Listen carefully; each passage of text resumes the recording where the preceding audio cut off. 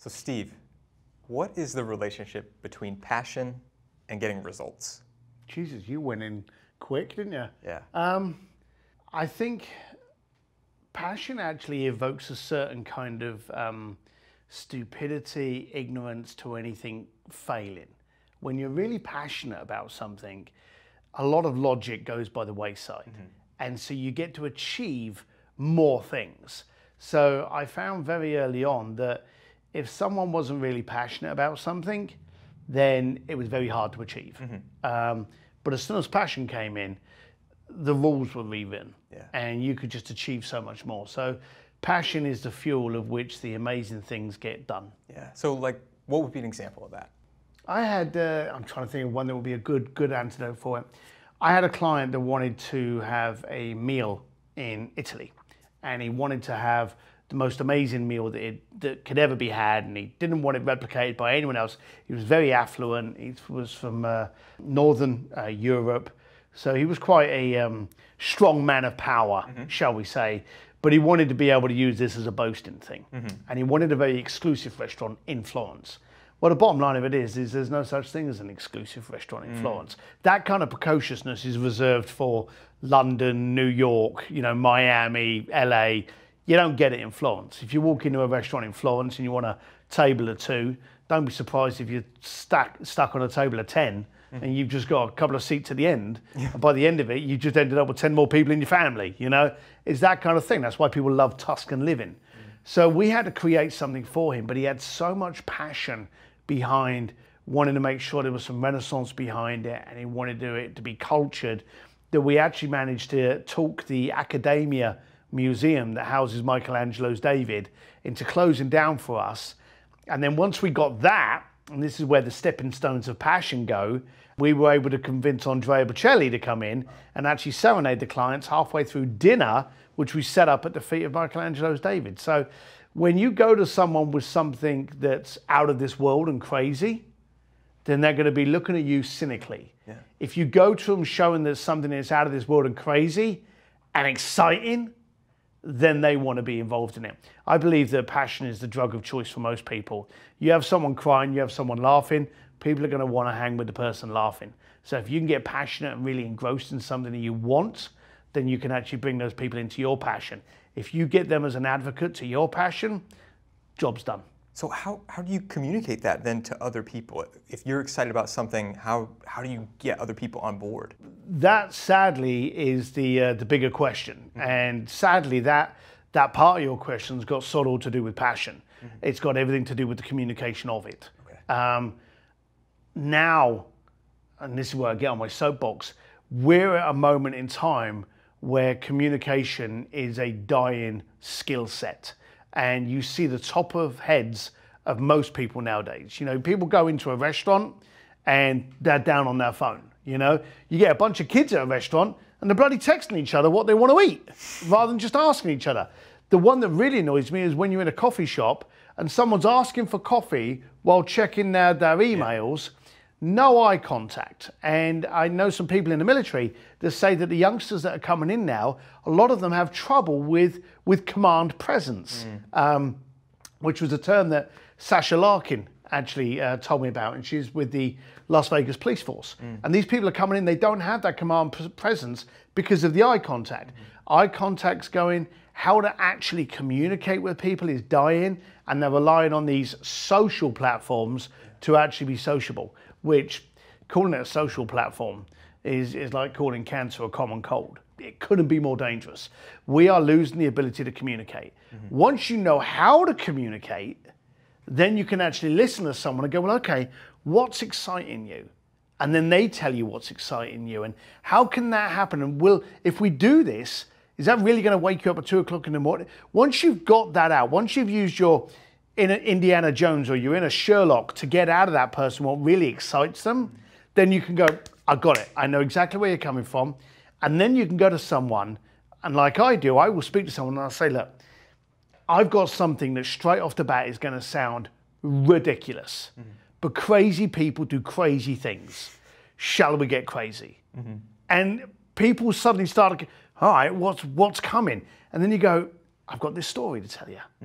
It's this couple, and they want to do something magical in Florence. Can you imagine this story for years, for decades? Because I'm sure as hell, if you let us do this, doubt if you're going to allow it to happen again. And if it is ever done again, there was only ever the first time that it was done once. You know, so get them into that kind of mold, get them buying into your dream.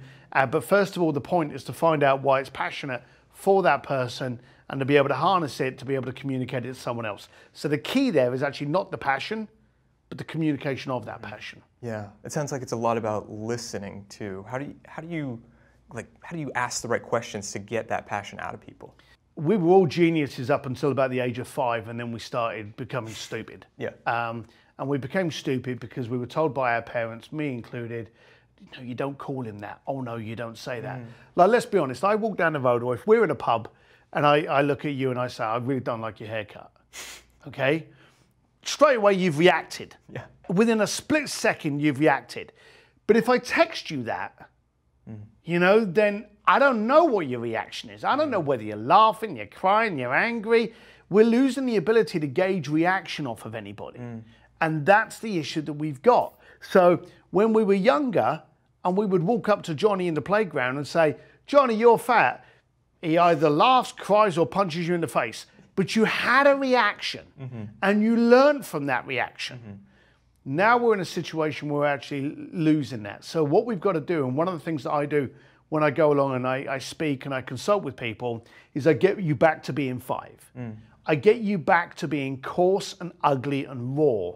Because if it's coarse, ugly and raw, then we can polish it a little bit. But if I argue with you for half an hour, you're going to probably guess I've got a problem with you.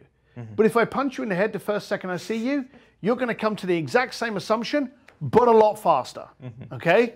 So I'm there to kind of like try and get people to reverse engineer everything they've learned about the wrong art of communication and get them back to a point where we sit down and go, I've got a problem. Can we see what can handle it? This is what I'm getting. And how many times when people talk, you go, hang on, no, you didn't hear me right. And you go, oh, I'm so sorry. How many times does that happen? All the time. All the time. Yeah. But if you're leaving it to email and text. Especially over email and text. Oh, yeah. Well, there was a scientist, a guy a million times smarter than me, which is not really a long shot. He did this summary that said that there were 8 people that read your email. And it was these different states of your mind through the day based on what was happening to you at that moment was to how you actually read that email.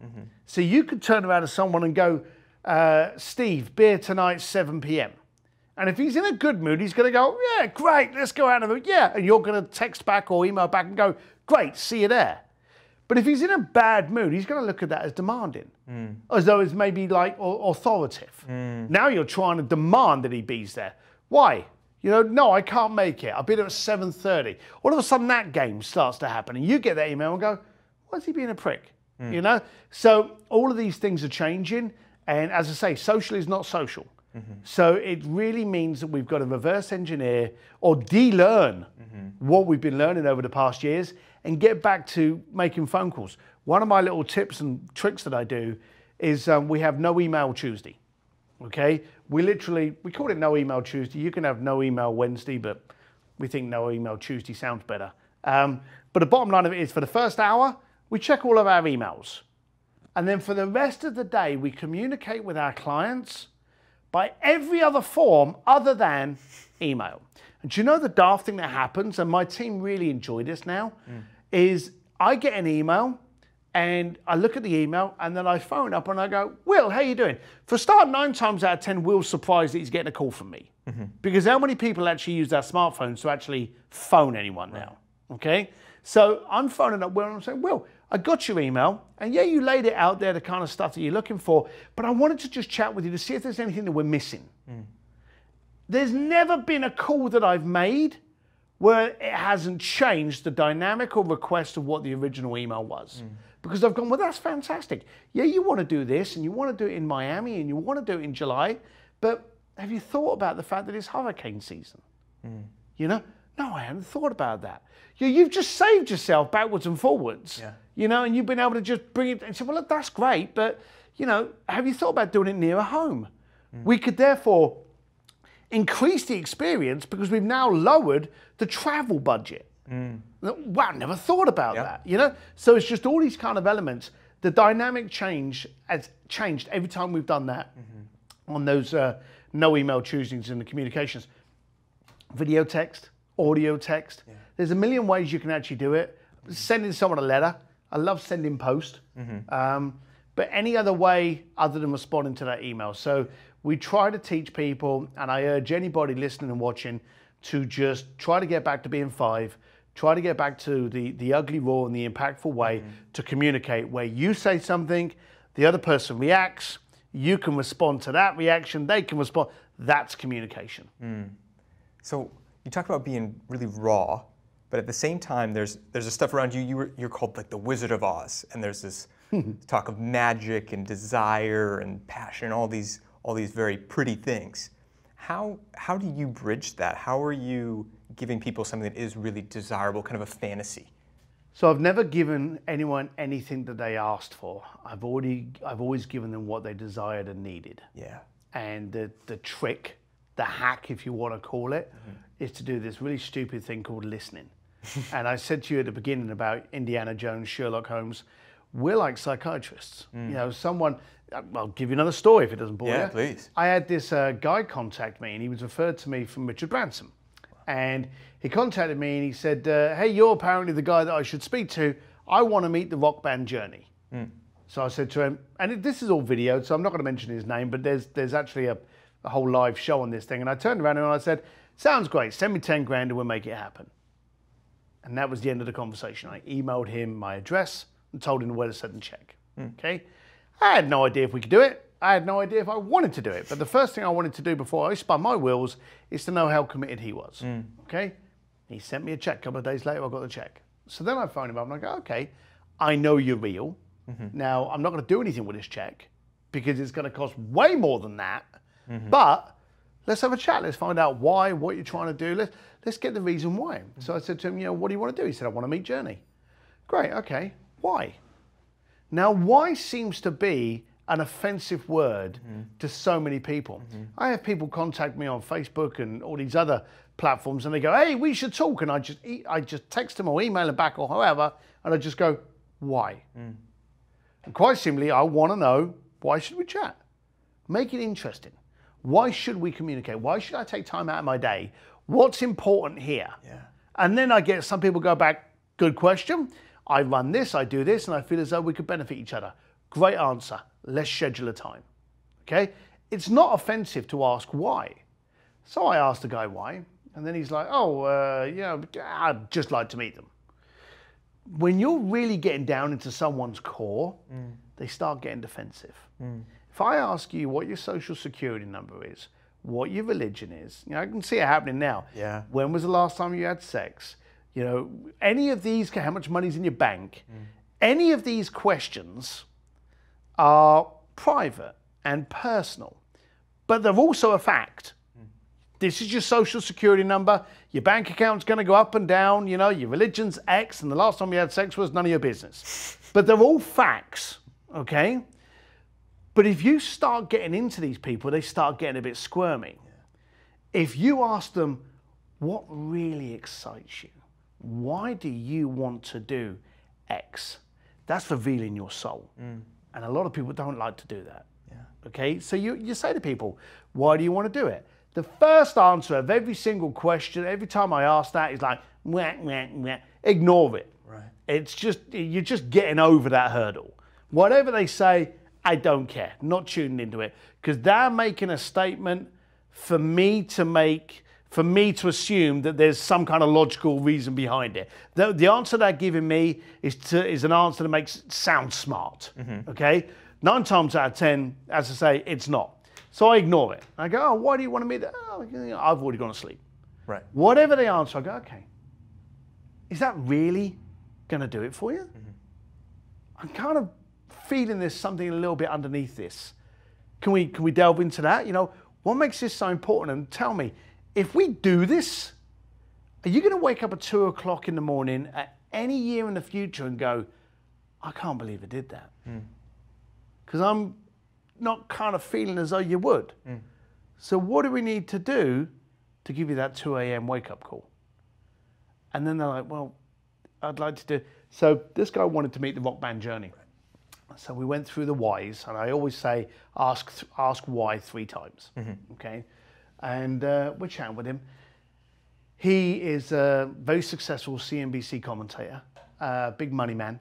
And there was a time in his life when he was at school, and it was at college and stuff, and university, where he had no money, you know, like most people at college and university.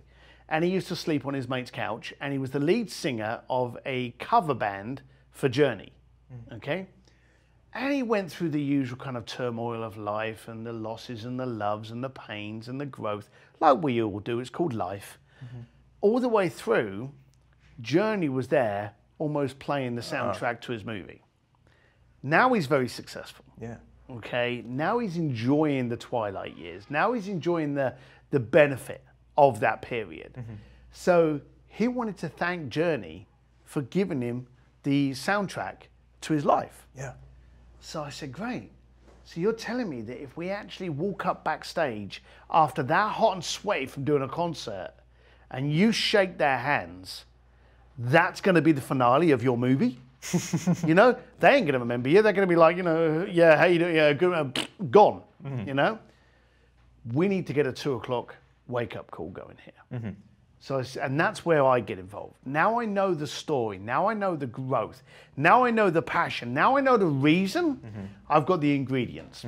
So I was able to connect with Journey, tell him about this story, and I wanted to see how we could do something about it. And we found out along the way that my client's brother's son had autism. The drummer's son of Journey has autism. So why don't we do this for Autism Speaks? Why don't we satisfy this client's fantasy, conclude the chapter in his movie by also raising awareness for autism? I gave a win that was beyond financial gain to the rock band.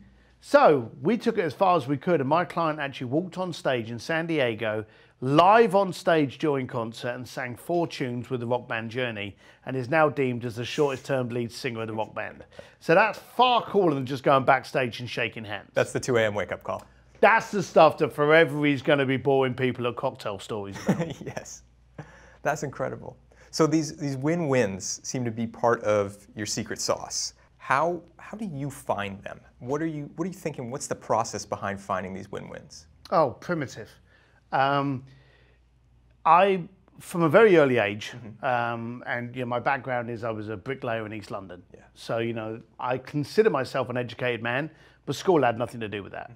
And I want to get into a certain crowd. I want to get into a certain event.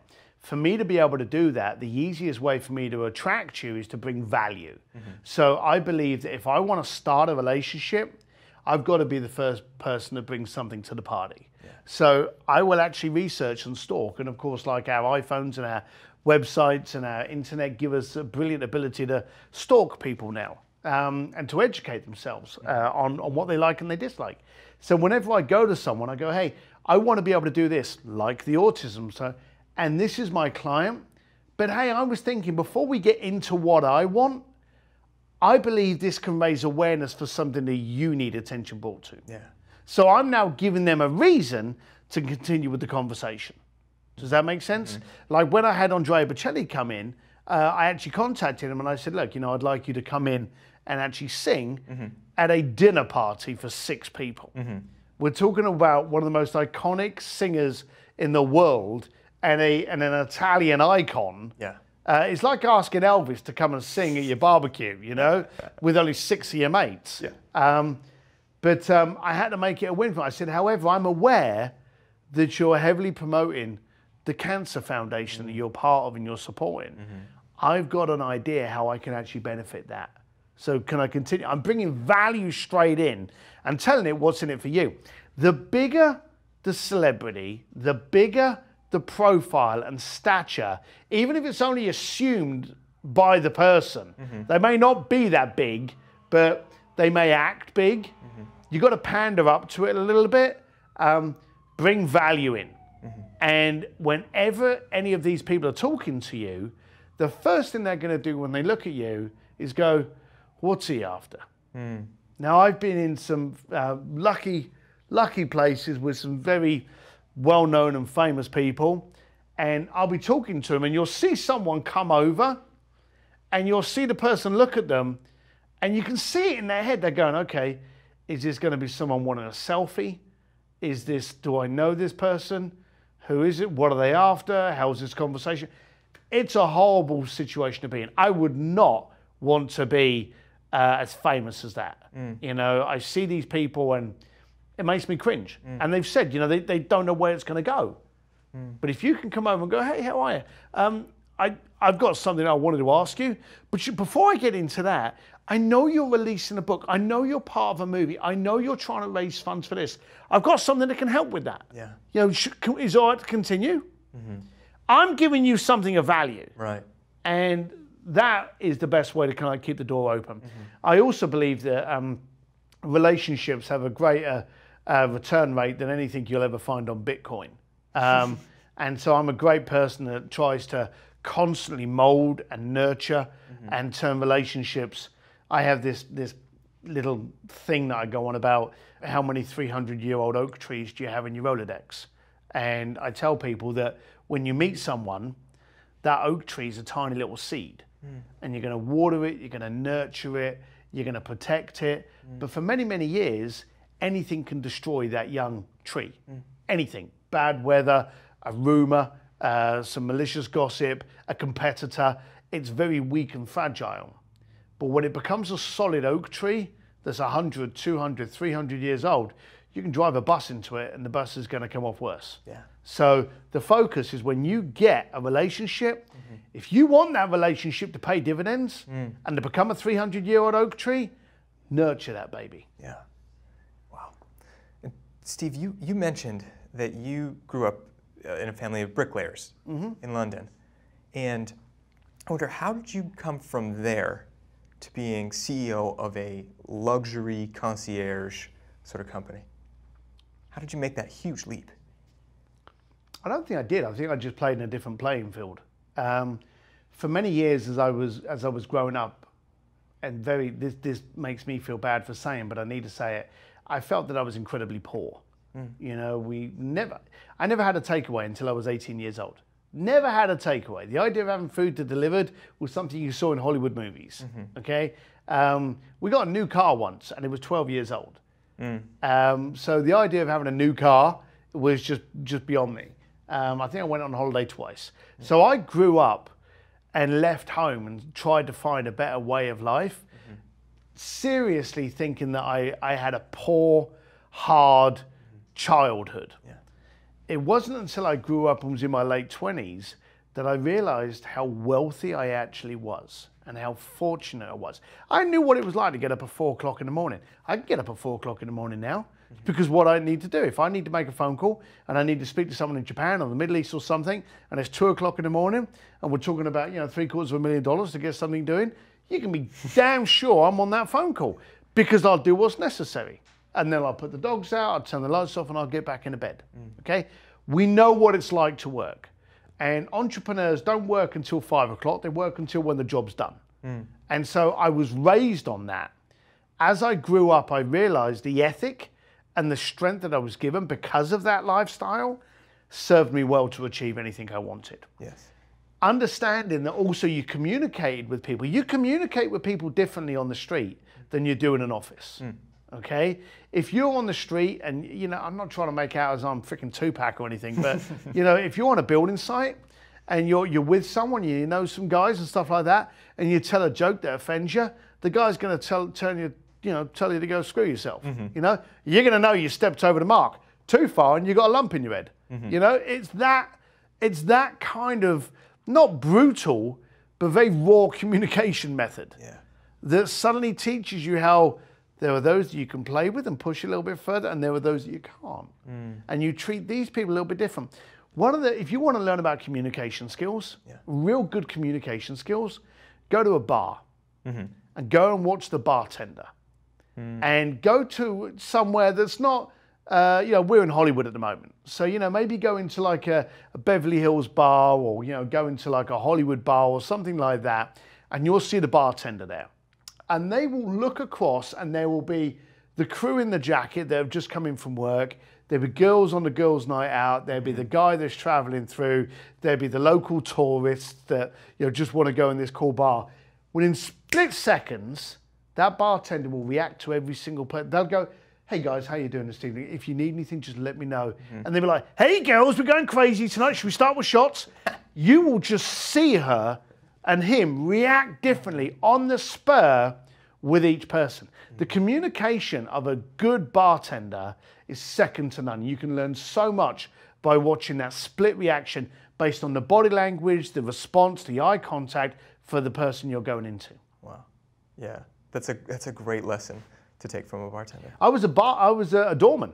That's right. And so, you know, I was on the door, and you've got a bunch of guys walking to the door, and you can't just stare at them because then they're going to kind of like, you know, chest puff as they walk over to you. So you've kind of got to do all this kind of thing and just nonchalantly kind of like look as though you don't care while trying to clock as much of the body language as you can to know whether or not you've got a problem walking towards you. And you've got to decide very quickly based on how they approach you as to whether or not you say, sorry guys, it's actually busy in there at the moment, but hey, if you come back in about another hour, or, you know, there's a place down the road for you to be really cool. You've got to know how to handle that real quick. Or you go the wrong way and you go, no, you know, and all of a sudden it all kicks off. Yeah. You push someone into a corner, it doesn't matter how small they are, they're coming out with fists. Yeah. So how did your life as a bouncer then help you to build the network that you have now? Well, it was very easy because for a start, I made sure that I wasn't on the worst club in the area. So, you know, I was on an area that, you know, people wanted to make sure they could get in, they could spend money. Yeah. So I had people wanting something from me. If I could help them by making sure they got the better table, or on certain nights even going, hey, it's a bit quiet in here tonight, so go down the road, go to a different one and come back here tomorrow. You know, if I could start giving them value by giving them advice and showing them where different events were, then I became a value add. I actually became an oracle of where the cool events were within my area. And then before I knew it, I started throwing my own events and then started growing from there. So one minute I'm, you know, letting you get into a Hong Kong nightclub. The next thing I'm doing is throwing VIP parties at the Monaco Grand Prix. So it's the exact same thing, just on a bigger budget and scale and location. Just same thing, different sandpit. Yeah. And how did the Bluefish thing come in there? So in the 90s, where we didn't have this thing called internet, and we decided to make this leap from nightclubs and parties to start throwing our own events, we would invite people by faxing them where it would be. Do you remember dial-up? You know? I've heard of it. Yeah, you'd heard of it, yeah. So like after about 15 hours, all the faxes have gone through. And we would fax them where the location was. And we would send them a password. And the reason for the password was because we wanted to make it childish. Because the worst group of people in the world are middle management. I know there's probably middle management out there moaning about it, but you're the worst people. Because there's a chip on their shoulder. And so, you know, we would send out these silly things, and it'd be like, name 2 of the Teletubbies. Finish this sentence, 1 fish, 2 fish, red fish. And the third one, we only had 3, we didn't want to complicate it. The third one was name the lion out of The Lion, the Witch, and the Wardrobe. Okay? So we would have people walking up to the door, and they would lean in and they'd go, Tinky Winky Po. We'd be like, in you go, have a good night. They were confident enough that they could have a giggle. Yeah. But the thing about arseholes is they don't get better with age. So if you can cut them off at the door, you don't suffer any problems later on. You allow those to get in there and they get a couple of whiskeys and beers under their belt, all of a sudden they're Bruce Lee and they think they can take the big guy on. You got your problems. If you could cut it off at the door, you saved yourself the dancing in there. So we would actually do this with people, and we would give them all these different kind of passwords. Aslan was the funniest one. You know, The Lion, the Witch, and the Wardrobe. You know, because we didn't have smartphones or things like that, if any of the people turning up didn't have kids, then they were screwed. You know, they never had a clue what the bloody line was called. So they would come up and they'd be like, oh, I don't know, you know, is it Roger? We'd be like, bloody hell's a lion called Roger. I'm like, I don't know. Well, in you go. And so it became this way of just breaking the ice. We would get people just walk up to the door and they'd be like, I'm here for the party. And we've got like a yacht going on in the background and it's bouncing and the music is going off and everyone's screaming. We'd be like, I don't think there's a party here, mate. You know? We would just blank them and there'd be a lineup of people behind him. We'd be like, hey, John, is there a party? No, I don't think so. I think he's got the wrong. I think you need to go somewhere else, mate, because there's no party here for you tonight. And then he'd go off all buggered off. And then the next guy would come in and go, Tinky Winky. And we're like, hey, and you go, you know. So it was just a way of that happening. Yeah. We didn't know what we were doing. There's a brilliant guy in New York called Ari Meisel. And he came up with this little sentence or this little quote that made me realize this is what I've been doing for my life. He says, get going and then get good. So in the get going aspect, I was building a community. You know, I was building a Rolodex. I didn't know what it was going to do. I just thought if I knew a bunch of rich people, I could get a rich job. Because guess what? Poor people, they can't afford nothing. So hang around with rich people. That was my entirety. I told you it was primitive. So I started throwing rich parties and it just grew from that. And I thought to myself, oh, any minute now, I'm going to just like ask one of them for a job. But before I knew it, I was traveling the world, throwing amazing events, working from everyone from Naris to Elton John to Richard Branson. So it just kind of like exploded. But it was all the same thing. And we launched this company and we came up with this precocious name. And I forget what the bloody company was called because it lasted about 2 weeks because people would start calling us and they'd be like, are you that Bluefish company? And we'd be like, no, we're not. We are, you know, blah, blah, blah, blah, some Greek god or something. And they'd be like, oh, I'm looking for Bluefish. And we were like, well, we do the stuff. And we got, so it took about 2 weeks before we had to do a name change. So the beautiful thing is I've noticed, if I tell you I'm brilliant, it's marketing, branding, and self-promotion. If your best friend tells you I'm brilliant, it's gospel. So when everyone started calling us Bluefish, we had to be Bluefish. So we learned very early on that it's not what I do that's important, it's what you want me to do. So we became that person, whatever you wanted to do, wherever you wanted to go. You want to do some travel stuff? Yeah, we can organize that. You want to go down and see a Titanic? Yeah, we'll organize that. You want to hang out and get a guitar lesson from ZZ Top or drum lesson from Guns N' Roses? Yeah, we'll handle all of that, you know? We just became this thing. And then in 2000, I think it was 2002, we were contacted by the New York Fashion Week. And they wanted us to become the official concierge. Actually, tell a lie. They wanted us to help them with their VIPs. So I went, yeah, sure. Again, get going, then get good. You know, I'll work it out later, whatever that means. And they actually did a press release that we were the official concierge of the New York Fashion Week. It was 8 years into Bluefish being in business, and this was the first time anyone had ever called us a concierge. Wow. They didn't know what to call us before. Concierge became a good enough box to stick us in. And since then, we became known as a concierge firm. But up until then, yeah, we were just Bluefish. And I still think we're just Bluefish. Yeah. It was really clear in reading your book that the company's about people. It's about the people in the company. It's about the way that you treat the people you work with, that there is something more human to what you do than just, you know, a travel agency or something like that. There's another layer to it. And one thing you talked about in having a password like Bluefish is kind of filtering out your relationships. So you've talked a lot about building relationships and filtering them out a little bit. Nowadays, how do you still know when not to work with someone? So I believe your stomach is far more intelligent than your head. Yeah. And our eyes are tricked constantly. You see a guy in front of you, he's got a sharp suit, he's got a 50 grand Audemars on, you know, he's just got out of a R8 or a Bentley or something like that, so he must be successful. Your head's telling you this because he's got all the trinkets of success. But your stomach is kind of like giving you a few butterflies. Yeah. You know? Is the watch a fake? You know, did he rent the car? Is he just trying to impress me? Trust that. Because every time I've trusted that, I got screwed. So now when I meet people, and again, I don't know if it's a street thing, but it's that situation where you have all these reactions because we're animals. We are the slowest evolving technology in the planet. And we're only getting slower based on the exponential growth of everything else, you know?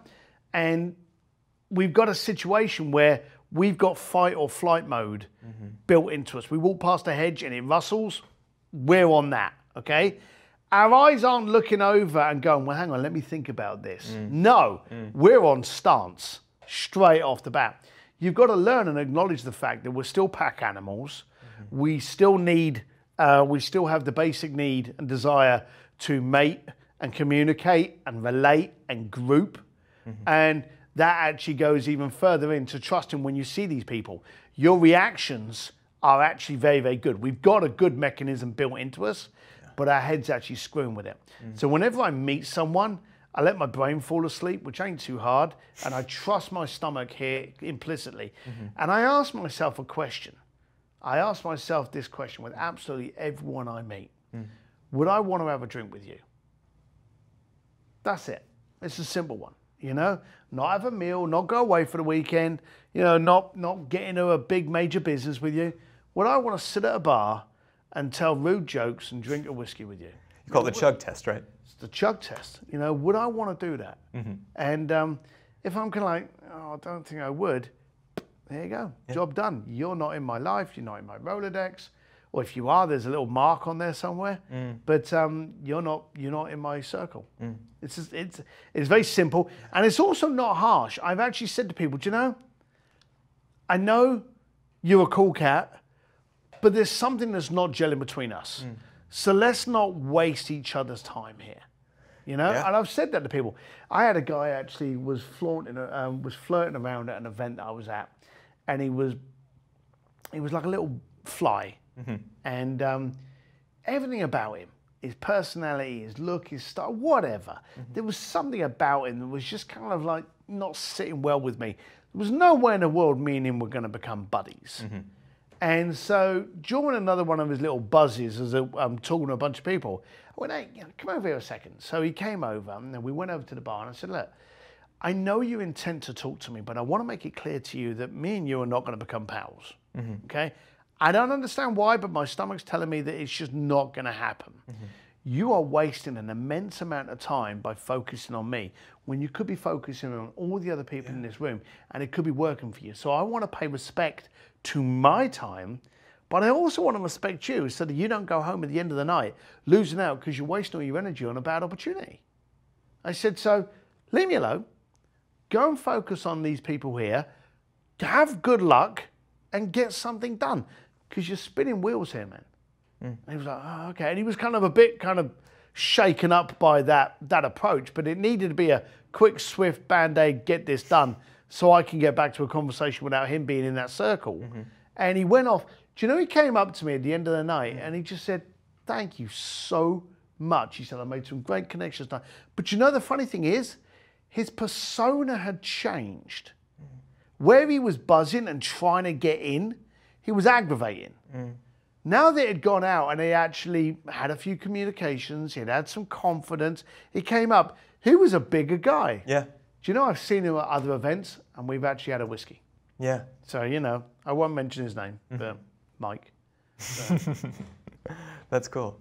That's great how things can turn, and how you make a great point that there's an opportunity cost in a bad relationship, but to focus on the good ones. It's a cancer. I'll give you one of the worst situations, and I've had it before. Are you in a relationship? Right, okay. So have you ever had a shitty phone call? And then we get them. And then someone you love or that's close to you comes into you after you've come off that phone call. What's the first thing that happens? You carry some of your shitty response over to them, don't you? Now, if they love you, 9 times out of 10, they'll turn around to you and go, whoa, don't give me that. And then you can go, I'm sorry, I didn't mean to, I was on a bad phone call. What if that other person is a new relationship? That young oak tree we spoke about, that doesn't know you well enough yet to challenge you. And then they hang up and they go, what the bloody hell was wrong with Steve? I thought we were friends. Well, maybe I'm not. They don't ask you the question. So you've taken that bad call and you've turned it into a spreading cancer, and it's now just infected a new relationship. Yeah. And I notice full well that if I have bad phone calls, and you know when they're bad because you get off the phone call and you're tired, is worn you out. Take something out of you. It absolutely does, because you're trying to pivot, you're trying to adapt, you're trying to edit your, no, what I didn't mean it to come across that. You're constantly dancing on eggshells and it wears you out and you can't make another call. You've then got to kind of get your flow state back up again. If you get rid of those out of your life, you stay in your flow state. If I challenge you this afternoon, okay, well, not this afternoon because you wouldn't have time, but if I said to you tonight, phone 4 of your best mates, could you do that? You're smiling now. Yeah. I bet you're lying. And should I tell you why you're lying? Okay. Because after your second call, it's probably midnight. Because when you're on the phone with your mates, you're not doing this. It's just going. You're going to go, oh, crap, I've got to phone 4 people tonight. I've only phoned 2, you know, because you're having fun. You're right, that time flies by. There's no effort, is there? There's no stress, there's no friction. But if I said to you, phone 4 people that you dislike, that are in your circle, that you do business with, that you don't really gel with, you're also not going to phone all 4 because you're going to spend the next 4 hours giving me great excuses why you couldn't do it. Those people should not be in your life. The thing is that you need a life that has no stress, no friction. And if people are causing you those friction, which, let's be honest, most friction comes from bad people, get them out of your circle, because then what happens is everyone you're calling, everyone you're talking to, you know, this meeting we had here, it got arranged because we had mutual friends. Yeah. They contact me. I love hearing from them. Right. I didn't know you, right, but I know them, and I know they're cool cats, and I know they don't know many pricks. So I took that as a good chance that this was going to be a good conversation. Glad you did. I'm glad I did as well. Yeah. Wow. So, Steve, another thing that you talk about is how you want to get better all the time. And you've said that in the book that you have a fear of the next month being the same as the last month, not getting better. How do you keep that up? Well, it's very easy. We're driven by fear. If you walk into a room, any room, you know, it could be a restaurant at lunchtime, okay, and you stand up on a table and you shout, "Everyone run outside, there's $1 million." How many people do you think are going to run outside? Probably not many. Probably not many. You stand up on that same table and you shout out, "Fire." How many people are outside the room? Bingo. We're driven and impulsed by fear, that fight or flight. We run away from things far more than we run to things. So it's not a case of, oh, I'm not frightened of everything. It's redefining how the fear actually makes you move. Yeah. Okay? I'm scared, terrified of being in the same position today as I am next month. Because that eventually will create stagnant. And anything stagnant becomes stale and dies. Personally, I don't want to die. So I try to challenge myself. I went to a Thai restaurant a couple of days ago, okay? I'm in this Thai restaurant. It's a Thai restaurant I've been into many times. I love Thai food. Didn't recognize one of the appetizers. It was a new appetizer on there. I'll have that. It was a gamble. It was a risk. Was I going to like it, okay? So I spent four something on this new appetizer off the menu to find out if I liked it. I was challenging myself to just grow. My family know this all the time. We're going to a restaurant and we'll try something different. Or, you know, when we were in Japan last year, I had to go somewhere from our hotel and it was literally at the end of the long street. But what we did to get to it was we actually went across, down one of the back streets and then across and then down, and we zigzagged all the way down. We found 2 other restaurants and a bar on the way down to where we wanted to go, okay? Took us about 4 hours to get there, but we learned areas that and the following day we went back and we went to one of those restaurants. And so we challenge ourselves. By the way, the appetizer I had at that Thai restaurant was god-awful, but I know it. I now know what it is. I now know what's in there. I now know I don't like it. So I educated myself. I grew from that experience. Yeah, wow. So fear is driving you forward. Fear is a great thing. Wow. You know, I race motorcycles as well. I get on a motorcycle, scares the shit out of me. But all my senses come alive. And it's excitement. And there is a millimeter difference between fear and excitement. And it's just how you perceive them. There's a famous thing where some commentator spoke to the guy in the Olympics and he said, "Are you scared?" And he said, "No, I'm excited." And so it's how you actually relate to it. But I use fear to drive me. And if I'm getting lazy, and if I think, well, okay, I'm in my rut, you know, I'm in my flow. God, everything's going well for me. I'm being booked for speeches. I'm being flown around the world. I'm good. Challenge yourself to do something out of the normal, because you don't want to be in the same place this time next month. And it can be as ridiculous as walking a different way to work. Okay, reading a book on a subject you have no idea of, speaking to someone you never thought you would have ever spoken to, listening to a podcast. I have the iTunes radio on, and every now and then I'll click on World Radio just to be hearing a pop group from Korea or some country music from Poland. You know, just listening to this, and you're like, what the hell's that? K-pop, have you listened to K-pop? A little, yeah. It's incredible, isn't it? Yeah. It's like NSYNC on acid. It's absolutely incredible. They're brilliant, but I never would have thought I heard of K-pop, but you know, I'm glad to say that I just try different things. Yeah. So if fear keeps you going forward so much, you're taking advantage of it. Why is fear and embarrassment holding so many people back? It's not. No, it's not. No. It's not. It's the viewers, the whole people that it's visibility. Okay. Fear is not fear in itself anymore. And I can give you this one in a story. Please. And it's not a pretty story, it's a horrible one. I'm walking through a shopping mall in Glendale, you know, close to us here. And there's me and my wife, and in front of us there's these couple of guys.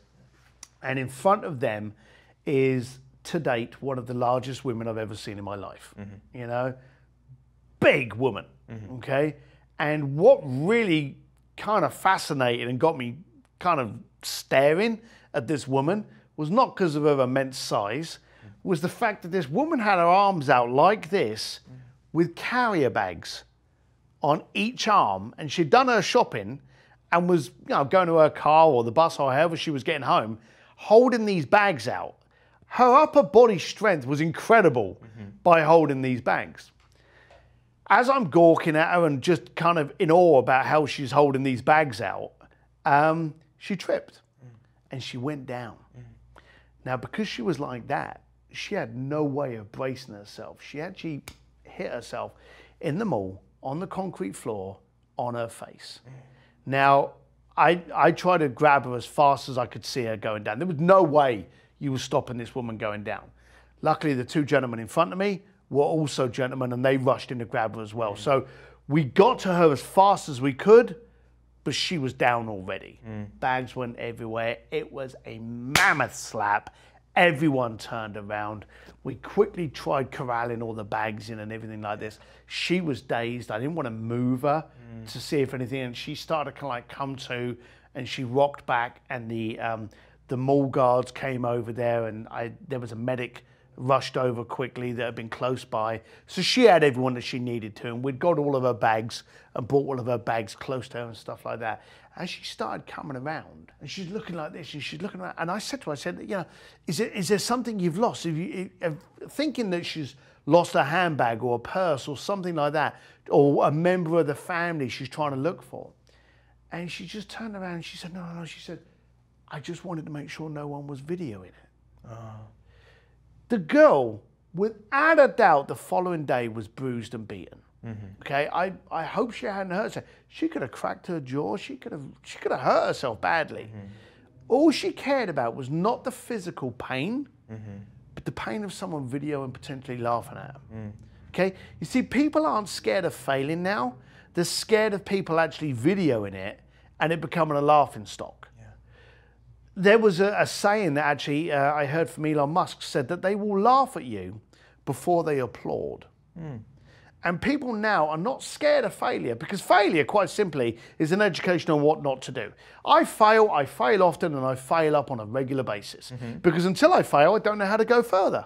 You know, I don't know how to push that boundary. Well, that didn't work. But if I avoid that and do this, hey, I'm now 10 steps forward. If I didn't get the answer I needed, what went wrong about that? I asked the wrong question. I asked it in the wrong format. All right, next time I won't do that. You can only progress by failing and scraping your knee. But so many people now are worried about people laughing at them. And the people that tell you that you can't do that and you shouldn't do it are terrified you will and prove them wrong. Wow.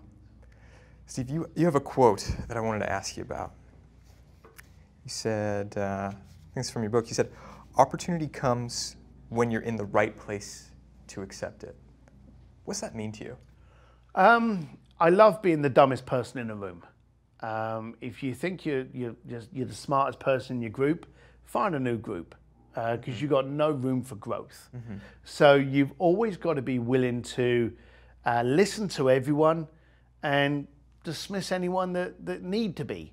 But you've got to be open. You've got to be listening to other people. And some of the greatest knowledge and education and tweaks that I've had for my business, my growth, my consulting, my speaking, has come from people that are nowhere near the industry.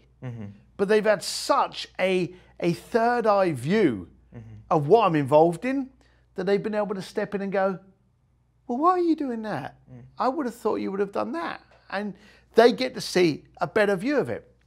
I'm trying to think who it was. I think it was Joe Polish said that you can't see the picture when you're in the frame. And I thought that's a great perspective to put it. So I listen to absolutely everyone. The valet boy, you've got an opinion on my business? I want to hear it. Yeah. You know, because you're an idiot the second you think you know all of the tricks.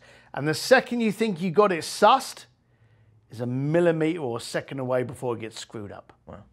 And someone like the valet guy might have a really close-up view that could be missed when you're at 30,000 feet too. Absolutely. Yeah. So listen to absolutely everyone. Yeah. It doesn't hurt, it doesn't cost, but it will cost a fortune if you ignore it. Yeah.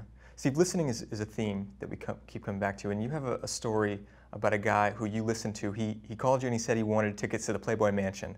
Yeah. And you were listening close and you could tell in his voice that wasn't the truth. So we had this guy.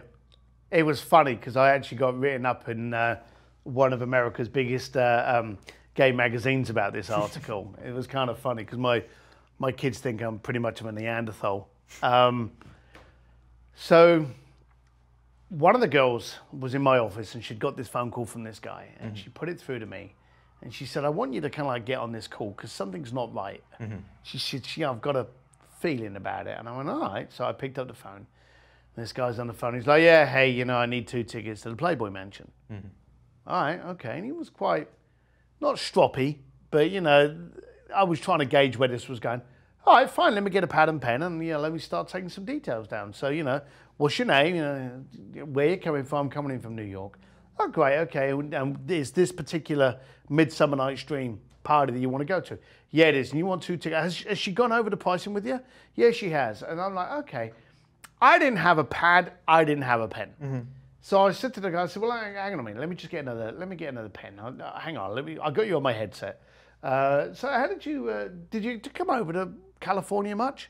Making out that I'm trying to find a pen. He's like, yeah, I do. Oh, do you go to LA or do you go? No, I usually go north. What's up north? Oh, it's the wine country. Do you know I haven't been up there? I said, it's kind of wrong, but you know, I've never been up there. So why is it so beautiful? Oh, it's that, and bang, voice changed. He's now talking about something he's into. I'm like, you know, I've always been a whiskey guy. What's the fascination with wine? He said, oh, it's this and the grape. It's from the soil. It's that. Now there's passion. I went, oh, hang on a minute. I found a pen. So just quickly, how did you spell your name again? And okay, 2 tickets to the Playboy. Yeah, it was. Bang. Mood swing was right down to it. I said, okay, look, I'm just going to fill in this paperwork while I'm talking to you. Can you educate me a little bit more? Tell me about wine. He's like, oh, it's beautiful. And I said, you get over often? He's like, yeah, I try to do this and I get there and then we go here and then we go there. So the we was coming in. Yeah. Okay. All right, okay. And so you get up to that. So whereabouts in Napa do you go and where don't you go? Where do I need to avoid? And he's like, oh, you need to go here. You need to go there. Brilliant. Okay, great. And I said, that's the 2 of you that always go up there. I said, oh, yeah, you, me and my partner, we love getting up there. So the partner term came in. So, okay, lock and load. And so he's going, I said, okay. And so I've got everything done. I said, I've got all my paperwork. So I'm sorry that we digressed so much. He's like, oh, okay. And you could feel the anticlimax that he was getting off of talking about what he really liked. Yeah. So I said, so I need to grab your credit card, 2 tickets to the Playboy Mansion. Have you got your hotel, or do we need to sort that? No, I'm going to need a hotel there as well. This is a guy going to the Playboy Mansion, and he's deflated and having the conversation. So, and I won't use his name. And I said, all right, I said, I'm going to go out on a limb here, and you're free to hang up on this conversation anytime you like. I said, but here's how I'm seeing it. You want 2 tickets to the Playboy Mansion. Yeah. But you don't care about the Playboy Mansion. You have no interest in the Playboy Mansion at all. Well, yeah, I want to go to that. I haven't been, and I want to go. I said, I'm going to go out on a limb here. You're gay, aren't you? Quiet. I'm just waiting for the click. He says, yeah, why does that matter? I said, to me it doesn't, but to you it should. I said, because there's no way in the world a couple of gay guys should be going to the Playboy Mansion. So what's the story? I talked to you about wine. You're all over it. Hell, I could send you up to Napa, get you in a sub on the best vineyards, and I reckon we could have a conversation for an hour why it's the best thing in the world to do. I said, but the Playboy Mansion, that's not doing it for you. So what's the driving force behind you needing this? And he says, well, I'm a broker. I'm a stockbroker. He said, and I need to be able to throw the guys off scent. He said, so my idea is I come back with a bunch of photographs and everything's cool. And, you know, told the boys I was at the mansion at the weekend. We're all good. He said, you know, the environment here is not one that's good for me. So I'm like, all right, okay. So this is how we're going to do it. I'm going to sell you 2 tickets to the Playboy Mansion. He was like, yeah, okay, great. I said, but you ain't going. I said, what we're going to do is we're going to use that money and we're going to send you up to the wine country. I said, you're going to have a great time. On the way back through LA, I'll get you a couple of stubs from another couple of clients that are going to the mansion. You can take those back to the floor, drop them on your desk, and refuse to make any conversation about it. And that was it. That's what actually happened to him. So he actually came back through LA, he paid, and then he took home the stubs. I said, tell people they don't allow photographs in there, which at the time they weren't. And he was like, great. I said, just leave them on your desk. If anyone says, what were you up to? I was in LA at the weekend, had a good time. Hey, what happens stays there. I said, shut your mouth. I said, the least you say, the more they'll be interested. And that was it. True. So they actually went up to Napa.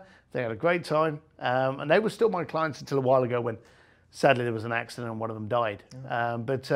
Yeah, that was my story. But they actually, and it was kind of cool, they reached out to one of the biggest gay magazines and told them, and so that their names, again, to protect his job, they used fake names, but they actually interviewed me for an article in that magazine. Wow. So it was real cool. I really enjoyed doing it. Yeah. So, and all that, a better experience for them because you listened. So well, again, I said to you right at the beginning of the conversation, I've never given anyone what they asked for. I gave them what they needed and desired. Yeah. So these guys, they had a goal that sadly they were being forced to, which was to throw someone off a scent, which is just bullshit in today's world. But that's what was necessary. But what we did was we did it by giving them something that they desired. Yeah. And we gave them a weekend. They didn't lie. They went over to the West Coast for the weekend. You know, they didn't lie. They just throw the stubs there. Yeah. They're just helping me out with my trash can. Perfect. Steve, before I ask my last question, where can people look for you online? Well, anyone in the US, if they've got a cell phone, they can text the word Ugly Works. It's one word, Ugly Works, WORKS, to 345345. Or they can go to stevedsims.com, subscribe for the newsletter. If they actually do either one of those, they'll get a video of my chug test, and they'll also get a PDF of the Bluefishing playbook that's featured in this book. Wow, awesome. So Steve, my final question is, if you're talking to someone who's a leader of their own group and they want to create a culture where people are like you, they're taking action, they're making big things happen, what would you suggest to that person? First of all, audit who's in your group, okay? Because there's going to be people in the group that should not be in the group. And they're the cancer cells that you've got to get rid of. So first of all, you've got to have a group in your community that you can communicate with. And then look at them and find out what makes them tick. You may get people in there that are just doing it for a job, because they're trying to make money to make ends meet for X. Find out what that X is and incentivize that X to become just a Y, okay? And then look at the people in there that want excitement. I'm a great believer in bonuses, but I hate giving cash. The reason is, I give you $500 now, you're gonna go, oh, thank you very much. You're gonna pay your phone bill, you're gonna pay your flight home, you're gonna pay gas in your tank. It's gonna go on bills. And if I ask you in 6 months' time, what did you do with that $500? You'll go, oh, I don't really know, but thank you very much. But instead of that $500, if I say to you, hey, I believe you like Thai food, just found out there's a new restaurant in your area, I've already paid the bill, schedule it, I've covered you. You're gonna have an experience.